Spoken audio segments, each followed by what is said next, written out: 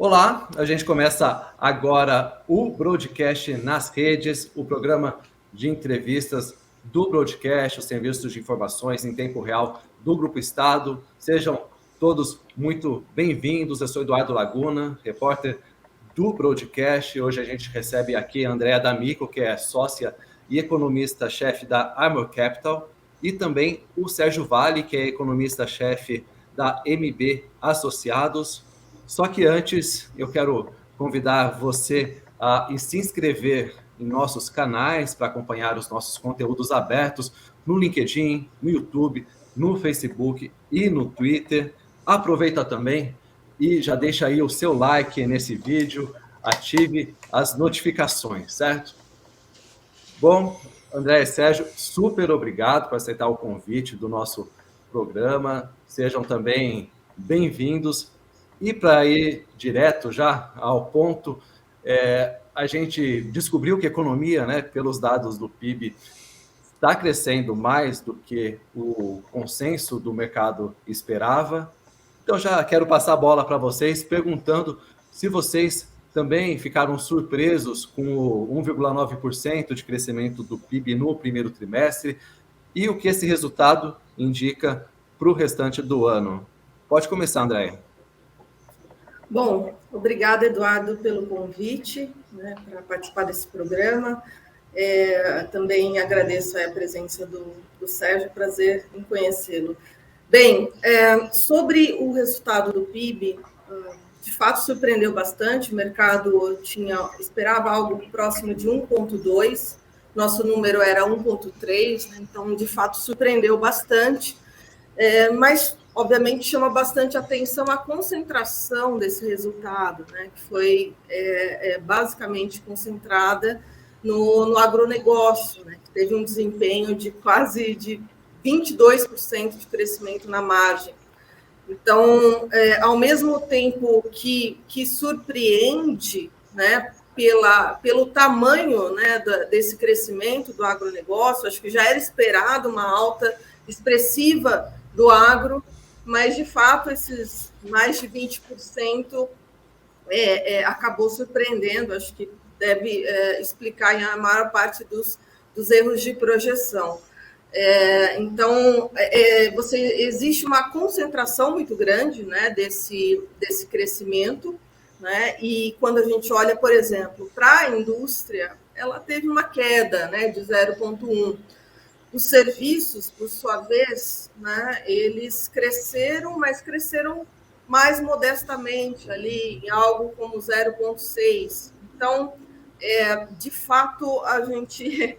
essa surpresa, né, do crescimento do primeiro trimestre, entre aspas, tem nome e endereço, né, e é o agronegócio. E quando a gente olha também pela ótica da demanda, eu acho que tem um ponto importante, né, que a gente vem observando nas últimas divulgações de atividade econômica, dados mais positivos, né, surpreendendo para cima, e, de certa forma, até suscitava ali alguma preocupação, né, com o seguinte ponto: será que a política monetária não está fazendo efeito, né, dado que a atividade econômica está tão sobreaquecida? Porém, quando a gente olha esse dado, a gente vê exatamente o consumo das famílias e os investimentos cedendo bastante, né? O consumo ali teve uma variação mais próxima de 0,1, 0,2. Já o crescimento, o investimento caiu 3,4, né? Ou seja, a gente tem ali a demanda privada doméstica caindo razoavelmente, né? E aí fica mais evidente o efeito da política monetária, né, quando a gente olha o PIB pela ótica da demanda e até pela ótica da oferta também, né, porque ali quem justificou essa alta tão expressiva foi exatamente o agronegócio. Tá? Acho que, em linhas gerais, eram esses os primeiros pontos. Perfeito. Sérgio, eu vi que você revisou a expectativa para o ano de crescimento do PIB. Fala um pouco além de comentar o resultado, o que levou, né, a MB a revisar para cima essa previsão. Ok, tudo bem, Eduardo, Andréia, prazer estar aqui conversando com vocês. Olha, de fato esse PIB surpreendeu, assina embaixo em tudo que a Andréia falou. De fato, o resultado da agropecuária já era esperado que ia ser bastante forte esse ano por conta da super safra, mas veio um número de fato muito forte, muito intenso. Jogou esse PIB do primeiro trimestre muito para cima, para 4%, e aí acaba ajustando o resto do ano para cima, não tem muito jeito. E aqui um pouco de fato essa ideia de que você tem dois Brasis aqui aparecendo com força esse ano, né? Um Brasil das commodities com muita intensidade, e aí eu destaco não só também a agropecuária, mas a indústria extrativa. Ela teve um crescimento de quase 8% na comparação do primeiro TRI com o primeiro TRI do ano passado, e se a gente junta os dois segmentos, você dá aí 1,7 ponto percentual do 4% de crescimento que a gente teve no trimestre. Se a gente pegar toda a cadeia do setor, no caso do agro é quase 30% do PIB brasileiro, eu diria que a gente pode chegar aí a alguma coisa como quase 2,5, 3 pontos desse 4% de crescimento relacionado às commodities. Então, assim, elas de fato foram as estrelas desse começo de ano, e dado que a safra vai continuar muito boa, a gente não vê nenhuma sinalização complicada para a produção agrícola até o final do ano, né? A safra vai continuar muito positiva, o resultado do agro no final vai acabar jogando as expectativas dos dados de PIB do resto do ano para cima também. Se a gente, por exemplo, olhar esse resultado do PIB agora do primeiro TRI, né, e fazendo aquele exercício de carregamento estatístico, que é supor que o PIB fique parado no primeiro TRI ao longo desse ano inteiro, como se ele crescesse 0 no segundo, no terceiro e no quarto TRI. Se parar no primeiro TRI, é como se o crescimento esse ano ficasse na casa de 2,4% em 2023. Então fica difícil a gente não ver um crescimento esse ano, depois desse primeiro trimestre, abaixo de 2%. Vai ser difícil isso acontecer, né? Especialmente porque a safra agrícola vai continuar muito favorável ao longo do ano, e eu concordo com a Andréia, quer dizer, o juros está tendo um efeito bastante importante em consumo, né, do lado da demanda e serviços e indústria, está desacelerando esses segmentos, mas se a gente olhar para frente, talvez a gente ainda pode ter alguma desaceleração acontecendo nesses segmentos, mas não me parece que tenha algo devastador ou algo muito grave, no sentido de uma recessão, algo mais profundo para vir pela frente, né? Depois da aprovação do arcabouço fiscal, tem a discussão da meta de inflação agora, reforma tributária, eventualmente a gente conseguindo avançar no segundo semestre, eu acho que tem chance da gente ter um cenário um pouco mais benigno, apesar de ser ainda um ano de ajuste para esses segmentos, e que vai continuar fazendo que o PIB não saia no final muito dessa casa de 2%. Lembrando que ainda assim é um número bem melhor do que a gente estava imaginando, esperando no final do ano passado. A gente, com aquele PIB de 0,2% de queda que a gente viu no quarto trimestre de 2022, o cenário era relativamente lúgubre para esse ano, né? Havia uma perspectiva bastante complicada, né? Esse primeiro trimestre de fato joga aí um cenário bem mais interessante olhando para frente. E tem um ponto importante que às vezes a gente pode pensar que esse PIB forte agora atrapalharia o Banco Central na discussão de taxa de juros para o segundo semestre, mas como o que é relevante para o BC, digamos assim, na parte de inflação, olhando os serviços, está em desaceleração ou crescendo pouco, esse PIB que está crescendo, que é o agro, que significa uma super safra, acaba ajudando a inflação de alimentos, que é o que a gente vai ver acontecer esse ano. A inflação de alimentos provavelmente vai ficar abaixo de 4%, depois de 2 anos crescendo em 2 dígitos. Essa inflação de alimentos muito baixa esse ano, por conta dessa super safra, vai acabar ajudando o Banco Central na decisão de juros aí também, por conta de uma inflação um pouco mais baixa esse ano nas estimativas. Então é um PIB que em tese poderia prejudicar a história do Banco Central para baixar a taxa de juros no segundo semestre, mas na verdade, olhando por essa ótica, na verdade acaba ajudando o discurso, a narrativa para o BC no segundo semestre. Então, assim, olhando para os componentes do PIB que importam aí para controle de preços, a tendência segue sendo de um corte da taxa de juros à frente, aí, talvez em 2, 3 reuniões do Copom. Vocês veem dessa forma, Andréia? Sim, sim. A gente tem, inclusive, uma primeira queda em agosto, né? A gente já tem algum tempo que a gente está com um cenário mais construtivo que a média do mercado em relação à inflação. Em primeiro lugar, por essa desaceleração do setor de serviços, né, que você já mencionou, o Sérgio também mencionou. A gente vê uma inércia mais fraca também, né? Eu acho que a componente de inércia foi muito importante para a inflação de serviços ao longo de 22, e agora a gente está tendo uma inércia, entre aspas, mais benigna, né? Com uma inflação em 2 meses mais baixa. Isso ajuda a desinflar ali a inflação de serviços, mas sem dúvida que o efeito, né, da política monetária, a própria desaceleração, né, do setor de serviços que a gente vê ali de uma forma antecedente nas concessões de crédito, e daí a gente vê hoje os dados de crédito de pessoa jurídica cederam mais de 10% na margem, ali o PJ Livres até ali quase 14%. Então, a gente vê o crédito também influenciando aí na desaceleração da atividade nos próximos trimestres e também ali na moderação, né, da atividade econômica. Então, do lado do serviço, a gente vê uma inflação desacelerando. Do lado dos industriais, mais ainda, né, porque a gente está tendo ali deflações no atacado nunca antes vistas, né? Assim, é uma queda, uma deflação histórica de preços no atacado.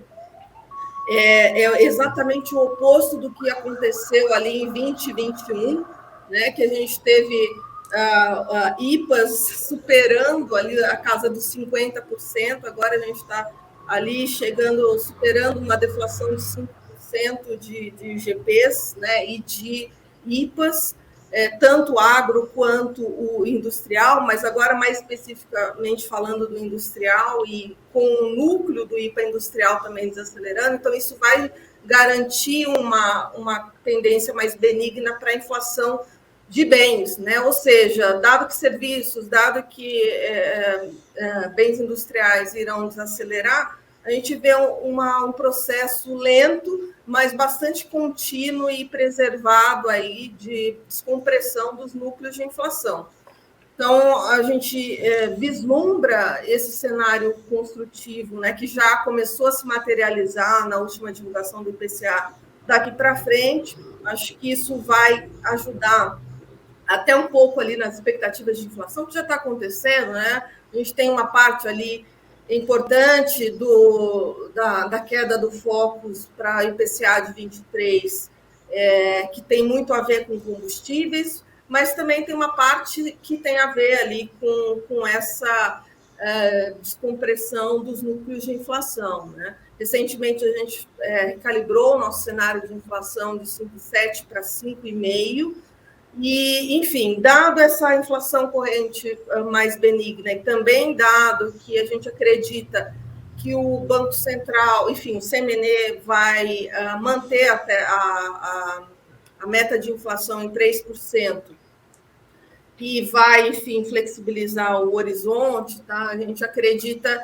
que essa manutenção da meta de 3 vai gerar alguma queda das expectativas, principalmente de 25 e 26, aí, algo pelo menos ali ao redor de 30, 40 pontos. E se isso acontecer de fato, a gente acha que o BC teria ali as condições, né, tanto do lado das expectativas quanto do lado da inflação corrente, para começar o início de queda de juros em agosto, né? E a gente tem uma queda, uma Selic para o final do ano de 11,75, aí 9,5 em 2024. Sérgio, qual que é a sua expectativa para as próximas reuniões do Copom? E eu gostaria que você também aproveitasse a sua resposta para também falar sobre o que você está esperando para a reunião do Conselho Monetário Nacional, especificamente, claro, as metas de inflação.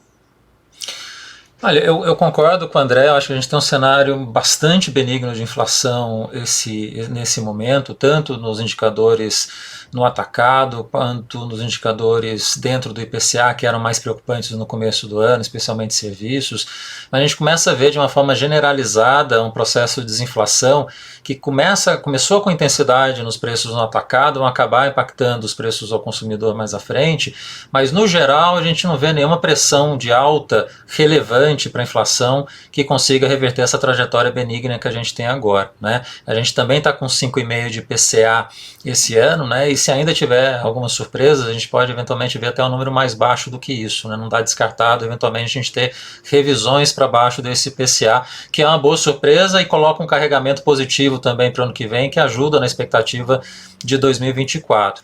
Agora, na discussão do Conselho Monetário agora em junho, eu espero também, como a Andréa, que não tenha discussão em relação ao 3%, né? Tenha uma unanimidade em relação aos 3 membros em manter 3%. Você pode discutir o horizonte, ser um pouco mais flexível, em vez de ser o ano calendário, essa questão é menor, digamos assim, mas se ficar no 3% e sinalizar de fato confirmar a sinalização que a gente está vendo de uma inflação mais baixa ao longo desse ano, está aberto o caminho para o Banco Central começar a baixar a taxa de juros. Eu acho que ainda, né, ele começaria a cair em setembro, quer dizer, eu acho que tem espaço para começar a cair em agosto, mas de certa forma eu acho que o mercado hoje está muito acomodado de que o segundo semestre, de fato, a gente vai ver essa queda acontecer. Lembra, alguns meses atrás havia muita gente muito preocupada, pensando em queda só no ano que vem, 2024, ainda tem gente falando até de ter que aumentar a taxa de juros. Quer dizer, eu acho que tem um cenário agora que, dado esse momento benigno da inflação, né, dado esse cenário de desaceleração nesses segmentos específicos que afetam também a inflação, né, quando a gente olha os dados de concessão de crédito que está caindo, que ajuda a manter a descompressão em serviços e indústria, eu acho que tem um cenário aí muito favorável para o Banco Central, de fato, começar gradativamente a baixar a taxa de juros no segundo semestre. Eu acho que vai ser um pouquinho mais lento do que a André está esperando. Eu acho que tem elementos aí que a gente vai precisar acompanhar, talvez do ponto de vista institucionais, talvez coloque um risco adicional, né? Os novos membros do Copom que vão entrar nos próximos 2 anos, né? Vai ser um ponto importante também para acompanhar nesse período, mas eu diria que não tem mais por que atrasar a queda de juros. Eu acho que os condicionantes econômicos, institucionais, pensando nas medidas que estão sendo aprovadas, abrem todo o espaço para a gente começar a ver isso acontecer no segundo semestre, né? Um pouco mais tardar no quarto tri, mas eu acho que tem espaço para a gente começar a ver isso acontecer no terceiro tri já.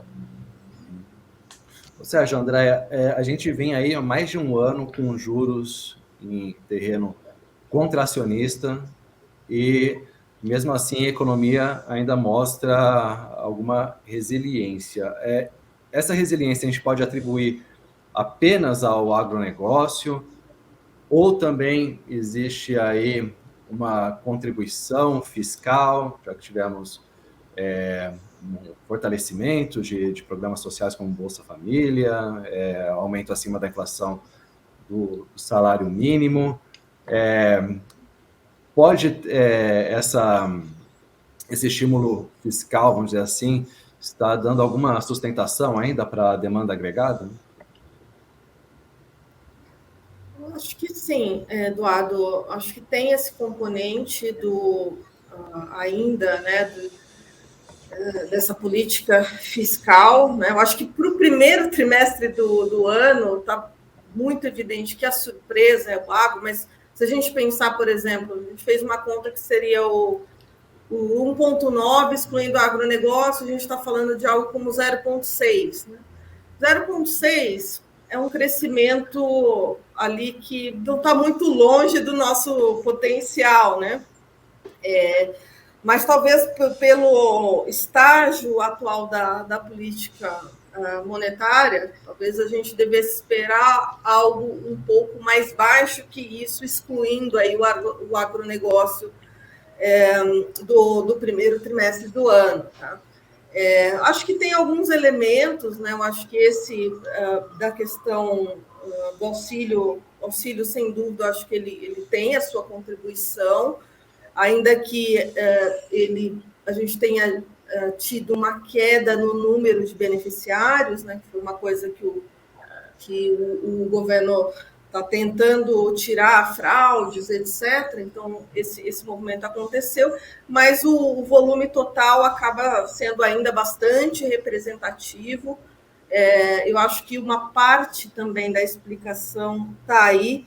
Acho que uma outra parte da explicação também é o mercado de trabalho, que continua bastante forte e resiliente, né? Ele começou a dar alguns sinais de desaceleração, né? Seja aí a massa real de salários já começou a desacelerar, mesmo a população ocupada também começou a desacelerar do nível recorde ali atingido em meados do ano passado, mas, assim, fato é que a gente tem ainda um mercado de trabalho fortalecido e talvez isso ajude a explicar, em certa medida, a resiliência, né, da atividade como um todo, pensando aí nesse ex-agro, né? Pensando o ex-agro, a gente ainda vê, talvez, a economia um pouco mais aquecida do que deveria, né? Então, eu acho que esses dois elementos ajudam a explicar, sim,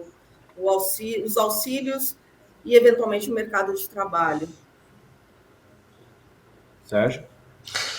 Eu concordo com a Andrea, mas eu adicionaria talvez o impacto positivo que a gente pode ter das commodities no resto da economia como um todo, né? A gente está falando de um setor como o agro, que quando a gente pega a cadeia inteira, né, não só o que está dentro ali das contas nacionais, que é menos de 10%, mas ela chega nas contas do CPEA, né, da Exalc, quase 30%. Você tem um crescimento forte nesse segmento em alguns estados em que esse peso é ainda maior, acaba impulsionando os serviços, indústrias, comércio de outros setores por conta dessa expansão nesse setor base que é o agronegócio. Então acho que tem um efeito de fusão que a gente acaba vendo acontecer, de um agro indo tão bem agora, acaba por ajudar o resto da economia a se expandir. A gente está vendo isso agora de uma forma mais concreta, porque isso está aparecendo nas contas nacionais, porque esse ano é um ano de volume, né? A safra está crescendo com força. Nos últimos 2 anos, a gente teve um efeito de preço e de câmbio no agro, que talvez foi mais difuso. Não apareceu nas contas nacionais, né? O agro, em termos de volume, a gente teve queda ano passado nas contas nacionais, né? O PIB do agro, mas o efeito de preço e de câmbio foi muito favorável nos últimos 2 anos. A gente pode perceber isso nos dados de massa de renda dos estados, especialmente os estados do agro, tiveram um crescimento muito forte nos últimos 2 anos, especialmente em 2022, muitas vezes com crescimento de 15%, 20% de expansão real nesse período, né? Então, assim, o agro acaba ajudando muito esses setores, essas regiões, por esse efeito dinâmico de espalhamento que acaba acontecendo.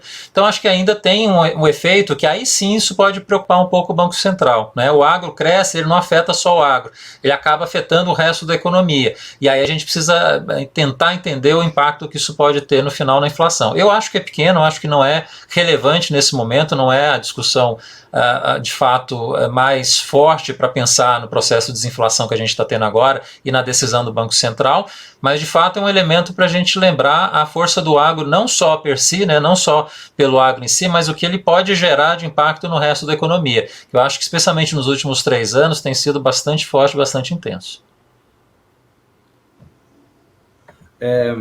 Pensando agora na dinâmica de crescimento, o Sérgio pontuou que pelo carregamento estatístico aí um crescimento acima de 2% já está meio que encaminhado para este ano, mas vocês veem uma tendência nos próximos trimestres de desaceleração, estagnação, o impulso fiscal que eu mencionei na pergunta anterior, talvez não seja tão forte assim, já que o governo, a equipe econômica, né, promete reduzir o déficit fiscal aí para casa de 1% do PIB no resultado primário. Por outro lado, essa perspectiva de uma redução de juros à frente pode reanimar os investimentos que vieram muito baixos, né, no PIB do primeiro trimestre. Enfim, qual que é a dinâmica da atividade entre os trimestres até o fim do ano? Bem, a gente está vendo uma economia praticamente estabilizada, né, daqui para frente. Então, nós tivemos esse 1,9 de crescimento na margem agora no primeiro trimestre, né, e depois a gente vislumbra uma certa estabilização, tanto que o nosso número também é exatamente o carrego estatístico, né, que o Sérgio bem explicou, né, a gente tem os 2,4 para o PIB neste ano, né, que é exatamente o carrego estatístico, ou seja, não cresce mais nada. Né, eu acho que, no final, tem um pouco desse spillover, né, do agro, junto com os programas sociais, né, puxando um pouquinho a economia para cima, mas, por sua vez, tem o efeito da política monetária restritiva, tem a questão do crédito também, que joga ali no vetor contrário, né? Então, puxando a economia um pouco mais para baixo. Então, no final, a gente acha que vai ter um certo equilíbrio de forças aí, mas considerando esses vetores aí antagônicos, tá? Então, mais ou menos essa é a visão. Então, não cresce nada e fecha o ano ali em 2,4. Para o ano que vem, a gente tem 1,7, mas também aí com viés um pouquinho para cima, dado que o carregamento desse ano para o ano que vem vai ser um pouquinho maior. Sérgio? Olhando para frente, eu acho que uma coisa que destoa de momentos no passado, especialmente até 2016, né, quando o crescimento do gasto era bastante expressivo, né, o gasto público cresceu na média, em termos reais, 6% por ano, para um PIB que crescia 2%.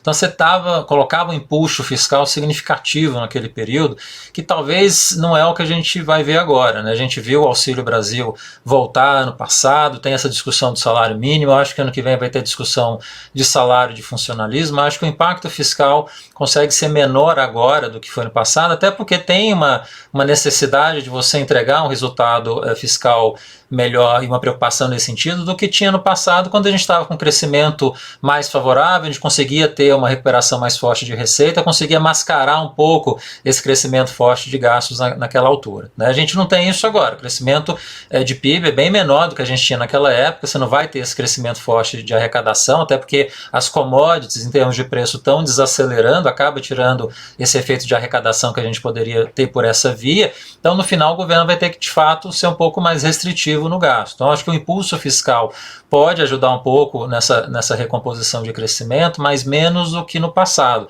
o que é positivo. Na verdade significa que o arcabouço fiscal tem um papel aí que pelo menos começa a sinalizar algo positivo olhando pela frente. Então por conta disso eu acho que o agro, né, as commodities vão continuar sendo o carro-chefe. Eu também concordo com o André, a gente vai ter aí provavelmente os 3 trimestres até o final do ano em torno da estabilidade, pode ser que o segundo tenha uma queda, depois essa alta muito forte no primeiro tri, né, o agro dá uma acomodada, aí é normal você ter uma queda de PIB podendo acontecer no segundo tri, na margem, né, mas no geral do ano, até o final de 2023, é provável que a gente tenha uma certa estabilidade, né, e fique aí o PIB de fato entre 2% e 2,5%.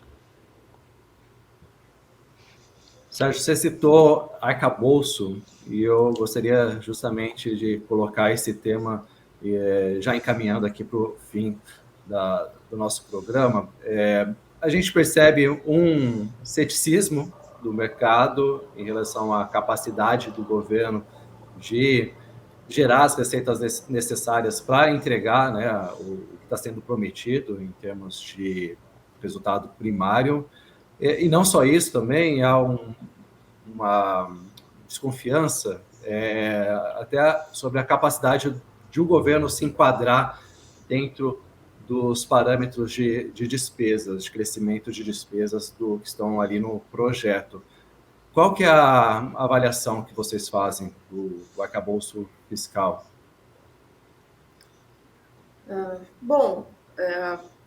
Acho que a avaliação é de que é um arcabouço, sim, menos rígido, obviamente, do que era o teto de gastos, né? Então, nesse sentido, você não tem espaço para ajuste fiscal do lado das despesas, né? Eu acho que esse é um ponto que o mercado questiona bastante o arcabouço. Mas a gente colocando isso sob uma visão, digamos, do que o PT já fez no passado, né, que, pensando no governo do Lula, as despesas cresceram no mesmo ritmo das receitas, né? E no governo Dilma, as despesas cresceram mais que as receitas. Então, se agora a gente está indo para um crescimento de despesa, né, que se compromete ali com 70% do crescimento da arrecadação, né, acaba sendo uma evolução em relação ao que o PT já fez no passado, né? Obviamente, volta um pouco para trás no que o teto tinha como regra, né? Obviamente, não permite um ajuste fiscal, mas em relação ao que o PT já fez no passado, parece um avanço. E na nossa visão, né, e até parafraseando um pouco o presidente do Banco Central, Roberto Campos, ele tira o risco de cauda, né? Ele tira o risco de um descontrole no crescimento dos gastos, né? E nesse sentido, quando a gente vai fazer as nossas simulações, né, a gente chega numa estabilização de dívida no médio prazo, não é agora no curto prazo, mas dado que há uma certa, digamos, uma melhora ali das condições iniciais, né? Porque quando a gente teve ali a PEC da transição, a gente chegou a ter ali menos 2% de déficit primário para esse ano, está se desenhando que vai ficar ali ao redor de 1%, 1,1%, né? Então você já tem uma condição inicial fiscal um pouco melhor, um pouco menos deficitária no que diz respeito ao primário, mas sem dúvida que, assim, está faltando 100 bilhões, né? Então, para fechar a conta de 2024, que vai ser, enfim, o primeiro ano ali, né, da meta de mais zerada de primário, faltam realmente esses 100 bilhões. E a gente vê um esforço grande da Fazenda para arrecadar, para criar medidas que aumentem a arrecadação, mas também, em vários momentos, a gente percebe que não é tão fácil, né? O Haddad normalmente comenta ali as cifras que são bem elevadas mesmo, né, dos volumes ali que poderiam ser reonerados e passíveis de tributação e, portanto, poderiam aumentar ali a arrecadação, mas, na realidade, a gente também vê ali uma situação, não só no Congresso, mas até mesmo da sociedade, né? A questão ali do comércio eletrônico foi bem claro, né? A reação negativa que a sociedade teve, isso gerou um recuo do governo, né? Então, a gente observa que não é tão fácil arrecadar. Então, enfim, a gente acho que estaria no meio termo, né? Acho que não é difícil arrecadar, não é fácil, mas ao mesmo tempo a gente vê um esforço também muito grande da área econômica nesse objetivo, né? Eu acho que essa medida do STJ, né, em relação ali à base de cálculo, né, do IRPJ e CSLL, pode ajudar bastante em 2024, mas isso provavelmente ainda assim vai levar o governo a ter que lançar mão de algo um pouco maior também, e daí provavelmente isso deve ser a tributação de dividendos, né? Que daí sim gera recursos que talvez ele consiga fechar a conta. Mas, enfim, não aconteceu ainda. Hoje, nosso primário os 100 bilhões, né, está ali em 24, está perto de menos 0,8, né, um déficit primário 0,8, o que implica que sim, a gente precisa ver mais arrecadação aí nos próximos meses para fechar essa conta em zero no ano que vem. Tá? Mas, resumidamente, eu acho que pode não ser ali o melhor, né, que se poderia ter, mas eu acho que é minimamente razoável, pelo menos tira o risco de cauda e, de certa forma, estabiliza a dívida ali no médio prazo. Tá? Não vai estabilizar no curto prazo, mas estabilizaria ali no médio prazo. E, Sérgio, vai dar para fechar essa conta? Este é o grande problema, né? Eu concordo com o André, é um arcabouço fiscal que está no caminho do meio, não é um caminho intermediário. Olhando de um ponto de vista positivo, é melhor do que se poderia imaginar a princípio, vindo do governo, especialmente o início do ano, foi um início preocupante, né? Havia uma percepção de que o governo não estava entendendo o risco fiscal. Acho que houve um aprendizado importante no Ministério da Fazenda, e em março a gente viu esse entendimento de que não, o fiscal é relevante, a gente precisa apresentar uma proposta que pare em pé. Ela para mais ou menos em pé, porque de fato tem esse peso muito grande na arrecadação e um peso muito menor do que se deveria na estrutura de gastos. E aí, quando a gente fala dos gastos, não é simplesmente só olhar quanto que vai crescer ou não, né? A gente gostaria de ver o que não aconteceu na regra do teto, que era para ter acontecido, olhar com mais carinho a estrutura de gastos, né? Para fazer a reforma administrativa, pensar a estrutura de gasto público no Brasil de uma forma melhor. Então, assim, eu acho que olhando para frente, esses próximos 4 anos, é uma regra que vai ser um tapa-buraco para esse período, mas a gente vai voltar a essa discussão de regra fiscal num eventual próximo governo, que, se não for do PT, se for de alguma outra esfera, mas eu acho que tem uma grande chance disso acontecer para a gente ter um arcabouço fiscal, um regime fiscal que olhe com mais equilíbrio a arrecadação e gasto.